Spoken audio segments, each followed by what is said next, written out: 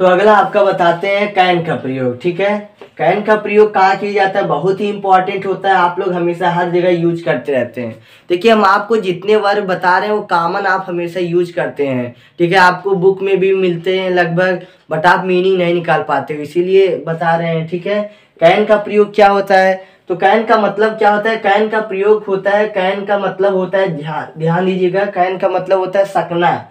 क्या होता है, सकना। ठीक है, जी हाँ, जहाँ पे आपका सकना आता है वहां पे हमेशा आप किसका प्रयोग करेंगे, कैन का। ठीक है, जैसे इसका रूल क्या होता है, ट्रांसलेशन करने का रूल क्या होता है, ध्यान से दीजिएगा, very simple, subject plus can plus verb का फर्स्ट फॉर्म लिख दीजिए, प्लस क्या लिख दीजिए, ऑब्जेक्ट लिख दीजिए, और आपका कैन का प्रयोग हो गया है।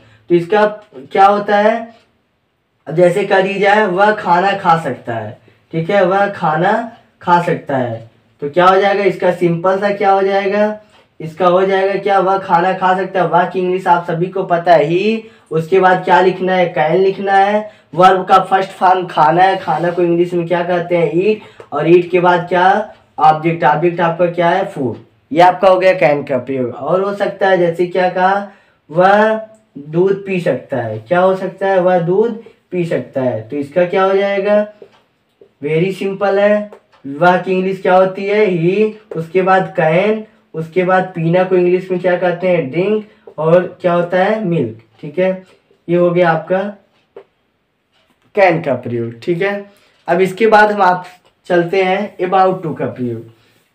बहुत सारे मॉडल वर्ब होते हैं बट ये इंपॉर्टेंट होते हैं, इसलिए आपके सामने लेके आए हैं अबाउट टू का प्रयोग। बहुत पूछता है, बहुत जगह कंफ्यूजन होता है, ध्यान से देखिएगा। ठीक है, अबाउट टू का प्रयोग कहाँ किया जाता है, बस सीधा सिंपल से जानिएगा, जिस हिंदी वाक्य के अंत में क्या लगा हो, जिस हिंदी वाक्य के अंत में आपका क्या लगा हो, वाला है, वाली है, वाला है, वाली है, वाले हैं शब्द आते हैं, वहां पे आप किसका प्रयोग करते हैं, अबाउट टू का प्रयोग करते हैं, किसका, अबाउट टू का। ठीक है, बात को ध्यान से देखिएगा, जिस हिंदी वाक्य के अंत में वाला है, वाली है, वाले हैं आता है, वहां पे आपका क्या प्रयोग किया जाता है, अबाउट टू का प्रयोग किया जाता है। तो ध्यान से देखिएगा, इसका भी रूल क्या होता है, बस रूल जान लीजिए, आप कोई भी अनुवाद आराम से कर सकते हैं। किसी भी ट्रांसलेशन को समझने के लिए या किसी भी वर्ब का यूज समझने के लिए उसके रूल पे जाया करिए, तभी आपको समझ में आएगा। तो यहाँ से आपका क्या हो जाता है, सब्जेक्ट हो जाता है, इसके बाद इसमें भैया लगता है क्या, ईजेएमआर लगता है। ठीक है, उसके बाद आपका क्या लगता है, अबाउट टू का प्रयोग लगता है भैया। ध्यान से देखिएगा, ये रूल कभी नहीं भूलेंगे।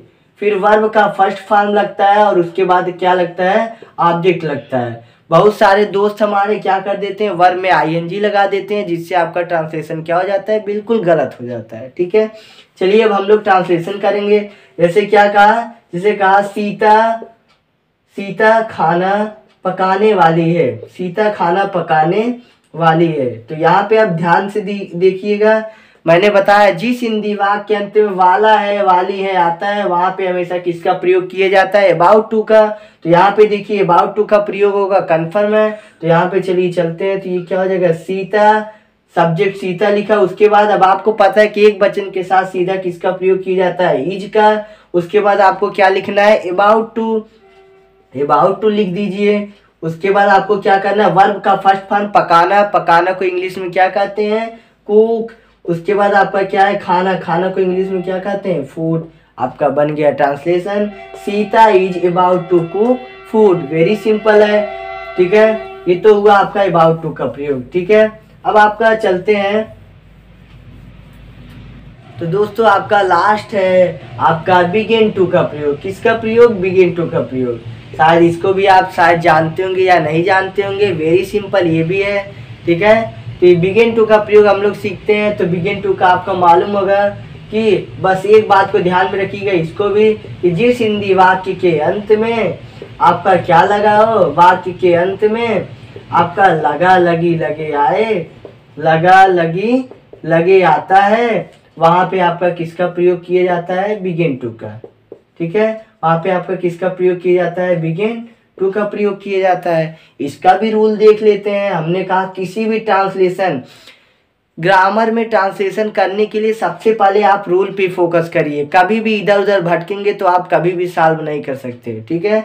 तो रूल इसका क्या होता है, ध्यान से देखिएगा। क्या होता है, सब्जेक्ट होता है, उसके बाद बिगिन टू लगा दीजिएगा, उसके बाद वर्ब का फर्स्ट फॉर्म लिख दीजिएगा प्लस ऑब्जेक्ट लिख दीजिएगा और आपका ट्रांसलेशन बनके तैयार। जैसे क्या, जैसे कह दिया राम घर जाने लगा, क्या हो जाएगा, राम घर जाने लगा। तो यहाँ पे आपका क्या हो जाएगा, अब राम घर जाने लगा। तो ध्यान से देखिएगा, सर ने बताया क्या, राम, राम का सब्जेक्ट है तो सबसे पहले लिखा, उसके बाद क्या, बिगिन टू, बिगिन टू लिख दिया, कोई बात नहीं। वर्ब का फर्स्ट फॉर्म, वर्ब का फर्स्ट फॉर्म मतलब जाना, जाना को इंग्लिश में क्या कहते हैं, गो। और यहाँ पे है घर।